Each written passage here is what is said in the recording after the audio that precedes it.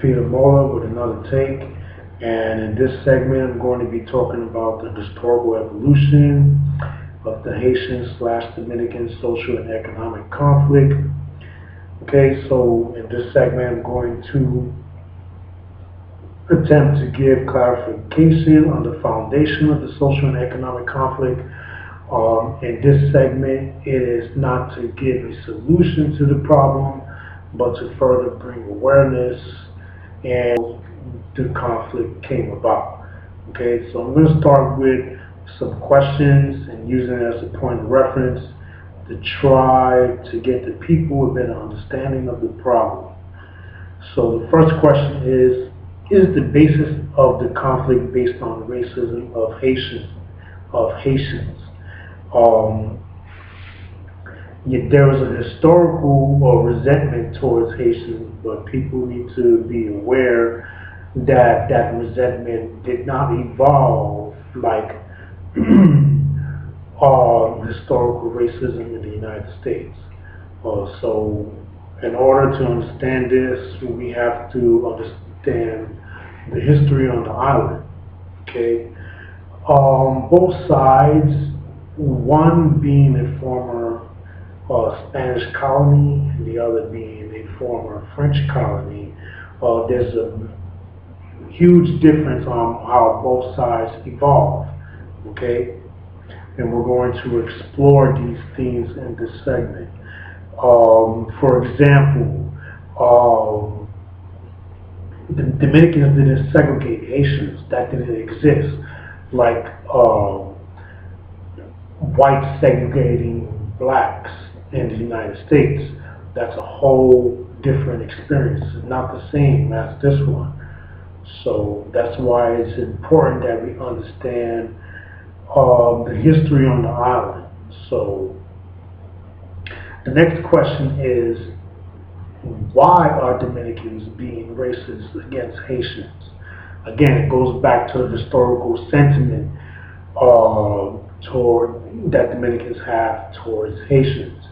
And it starts with the 22-year occupation. Okay, so we go back to 1821. Some Dominicans at the time wanted to side with the Grand Colombia, and then some wanted to side with Haiti, because at the time they wanted to break away from being a Spanish colony. So eventually Dominicans sided with Haiti because they thought that was the best choice.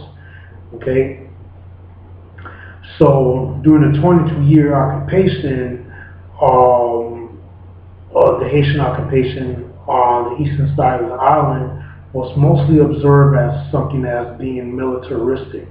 Okay, and we see this as when we look at the manifesto of January 16, 1844, that explains the reasoning of separating from Haiti.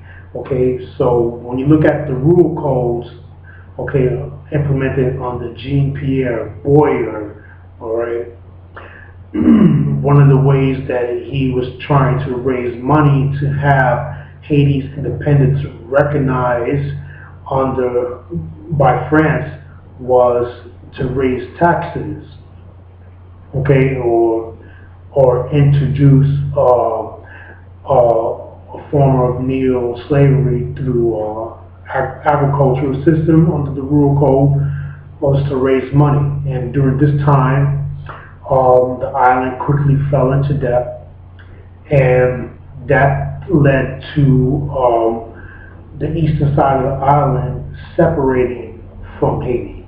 Okay, and this led to the Dominican War of Independence.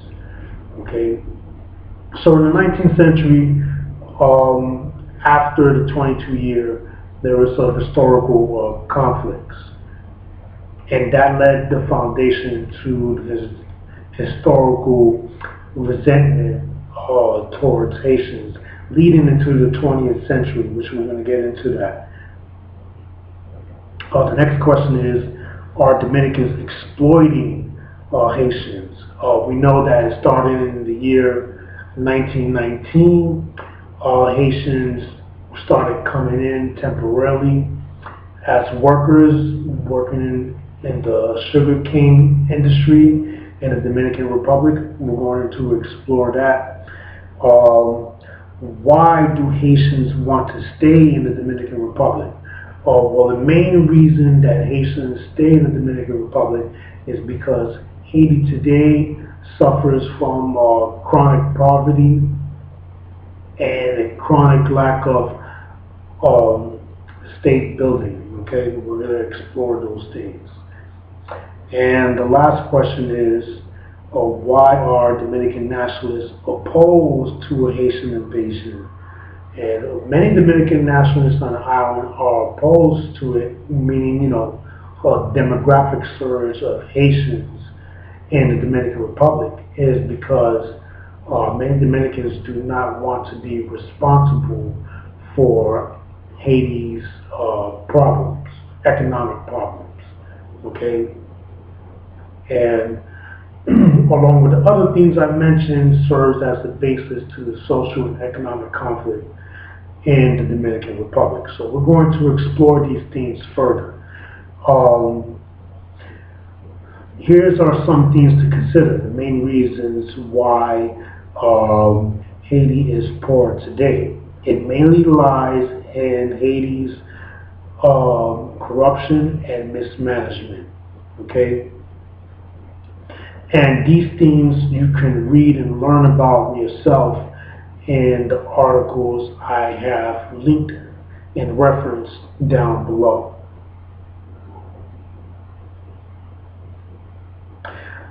Haiti's main obstacle also is negligence and economic development. Okay, and again, this is seeing how the two sides have evolved economically. One being a former Spanish colony, and the other being a former French colony. Okay, there's a huge difference in how both sides of the island evolve, and we see that today. Okay, so let's discuss the root of the Haitian problem. In the middle of the 20th century, the Dominican state had facilitated large bilateral contracts in collaboration with the Haitian government to facilitate the fluid and constant movement as many of 12,000 to 20,000 Haitian migrant workers annually crossed the border into the developing sugar industry in the Dominican Republic. Okay, this began in the 1920s. Since then, the Dominican Republic has consistently relied on Haitian labor to bolster the economy in the sugar industry. The result of these large migrant mobilizations has been the development of a large population of Haitian migrant workers and their descendants in the Dominican Republic. Since then, Haitians have traditionally migrated to the DR in search of work. Haitian migrant workers, beginning in 1919, as I've already mentioned, were used temporarily in areas such as agriculture, and then later to areas such as construction. Today, many Haitian migrant workers work in many areas such as agriculture, construction, transportation, and also tourism. Okay, so now I'm going to summarize the factors that exist. The first, political instability and the lack of state building in Haiti. This causes Haitians to migrate to the Dominican Republic for a better living. The second, Haitian workers initially were only supposed to work temporarily in the Dominican Republic and then return to Haiti. But because of Haiti's extreme poverty, many Haitians stay in the Dominican Republic. Haitians do not return to Haiti because of the problems Haiti has with the lack of a stable economy to sustain the Haitian people, and this poses a problem for the Dominican Republic and the Dominican people. Environmental factors such as environmental degradation, natural disasters due to deforestation, worsening the impact of flooding and heavy rain. During the colonial period, land clearing, in particular the removal of forest cover for plantation of crops such as sugar, tobacco, indigo, and coffee. This resulted in catastrophic soil erosion. As of 2016, Haiti's remaining forest is 30%. Haiti ranks number 4 in the world in vulnerability to climate impacts, and this was reported in 2014. Sugar had been an important commodity in the Dominican Republic since the 1870s, but during the U.S. occupation in the Dominican Republic, that's from 1916 to 1924, the sugar industry really expanded. Haitian labor was actively encouraged by the U.S. military, particularly in the face of mounting economic and demographic pressures across the border. The U.S. left the Dominican Republic and Haiti. The migratory movement continued by Haitians. This has much been the case today since the first large-scale migratory movements in the 1920s. Given Haiti's abysmal economic conditions and political turmoil, it is no surprise that many Haitians flocked to the Dominican Republic. Point A. Here are two things to consider. Sectors in the Dominican Republic, the economy are dependent on Haitian labor, such as poor Haitians working in the DR. The second point, periods of intense political upheaval in Haiti, larger than normal outflows of migrations into the Dominican Republic. So now I'm going to summarize the Haitian migration as it began in the 1920s. The story of large-scale Haitian immigration to the DR begins with the development of the sugarcane industry. During the American Civil War of 1861 through 1865, increased North American imports. The decline of Europe's sugar beet industry at the end of the 19th century positioned the Dominican Republic to take advantage of a rising demand of sugar in the world, and especially in the U.S. during the U.S. occupation of the Dominican Republic. American multinationals began to develop vast sugar plantations, which later came under the ownership of the Dominican state. This was under the time of Trujillo. The sugar industry became one of the most important agricultural industries in the DR. As the success of the labor-intensive industry was the availability of cheap laborers from Haiti, who could be controlled to create a compliant temporary workforce. The bilateral agreements established in 1952 and lasted until the fall of Jean-Claude Duvalier in 1986, also known as Baby Doc. These agreements were also known as the Barceto Program and allowed the Dominican state to supply the growing sugar industry cheap labor, which the industry demanded. The contracts required the Dominican government to make payments to the Haitian government in US dollars for delivery of thousands of Haitian seasonal workers. The contract stipulated that the Dominican government was to ensure of various things such as minimum living and medical insurance. which was only supposed to be temporarily, as after they finished the harvest, they were supposed to return back to Haiti. But again, due to the Haitian economy and how it was steadily declining, many Haitians stay in the Dominican Republic. The bilateral programs was designed as a temporary program where Haitian immigrants would return to their country at the end of the sugarcane season.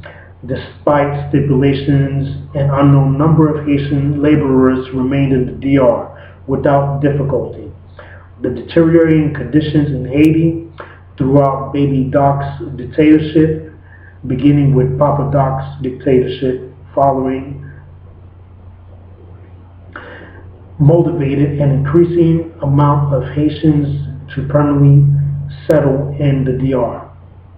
After the fall of Jean-Claude Duvalier and the movement of that time, followed further aggravated economic situation in Haiti.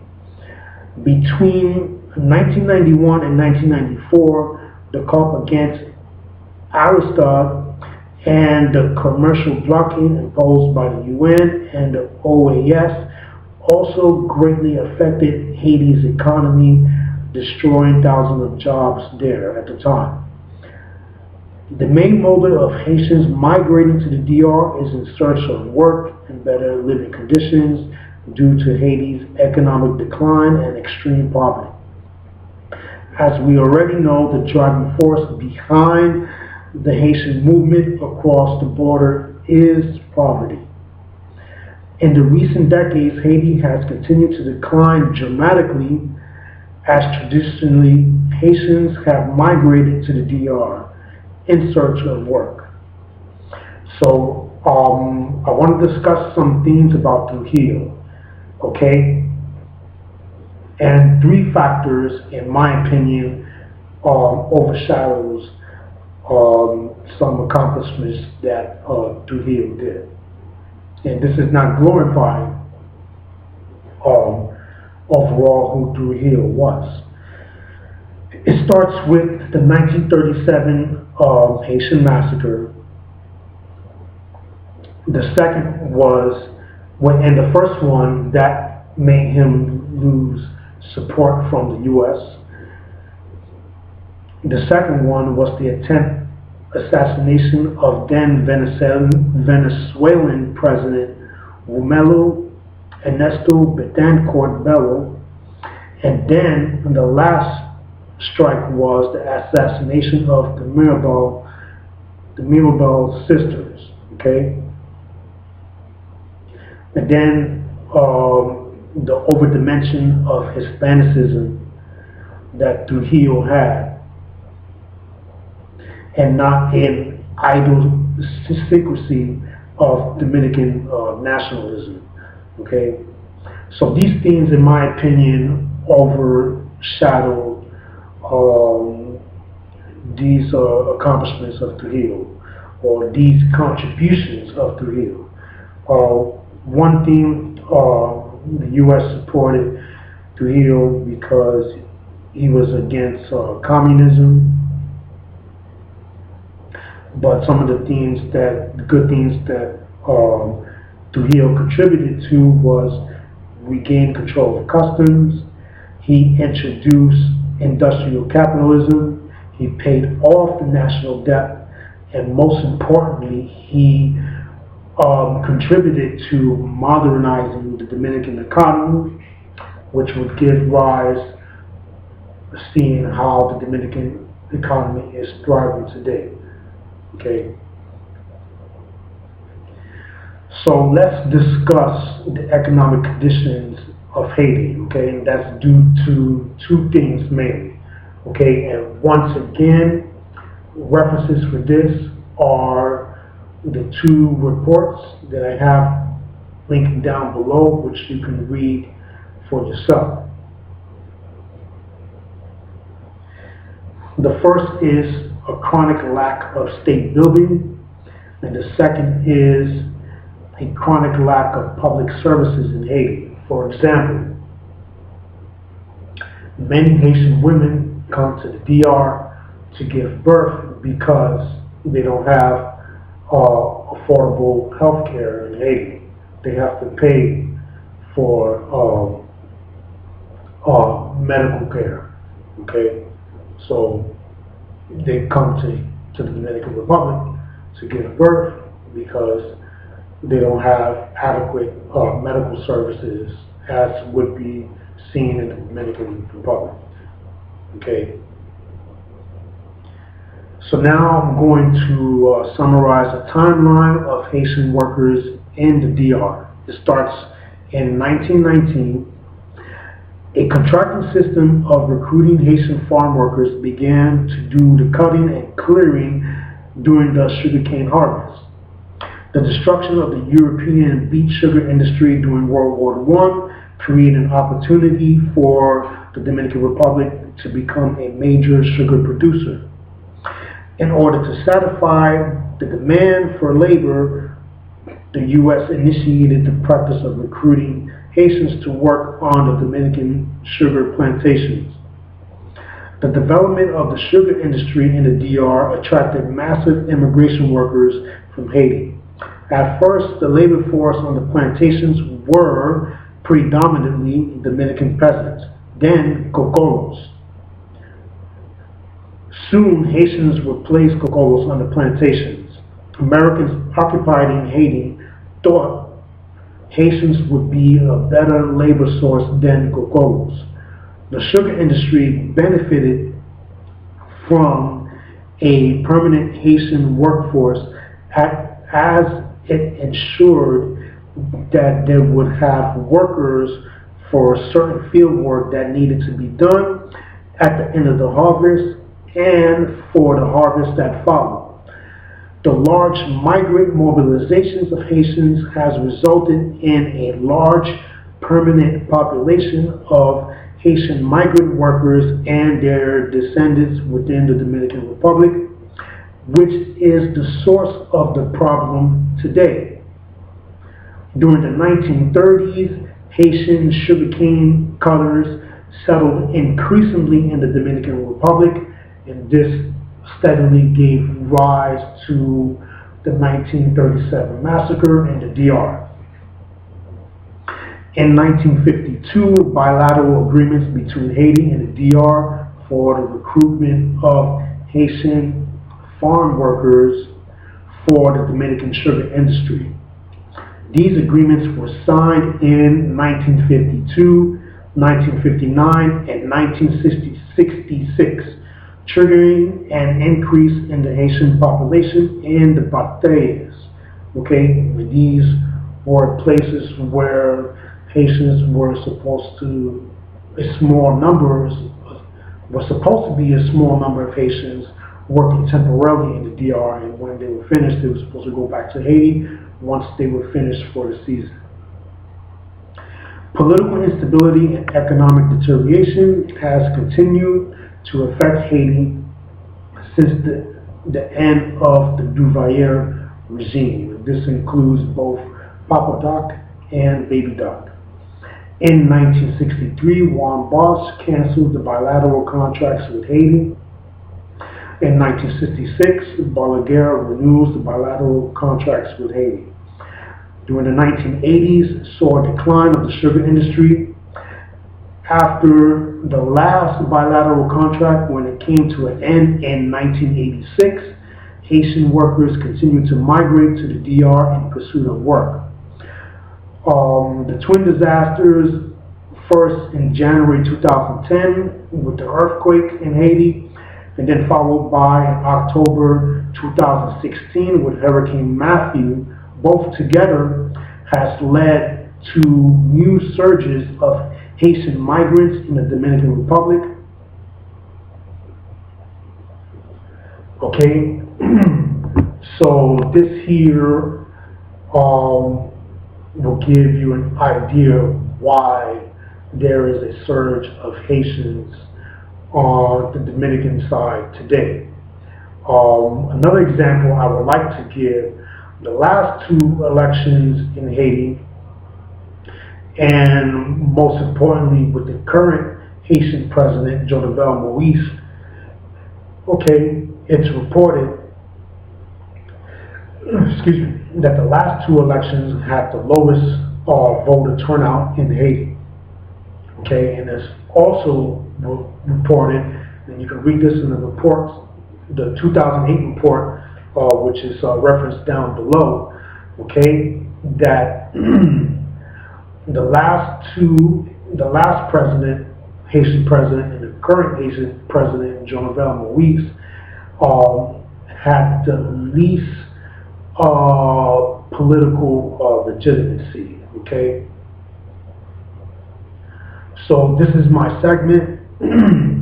It's important that Dominicans in diaspora have responsible, constructive dialogue, okay, if they want the global community to understand Dominicans and the issues that Dominicans on the island face with Haitians, okay? It's important that you, the observer, look at this segment with an open mind. I hope that this segment, along with the other ones, generate constructive dialogue, so that way Dominicans abroad and those in the global community can educate themselves about the problems that exist on the island, and to understand that these historical problems on the island did not evolve the same way as the issues with black and white, okay, as seen in the United States, okay. So this is my take for today. Be constructive, be responsible, and until the next discussion.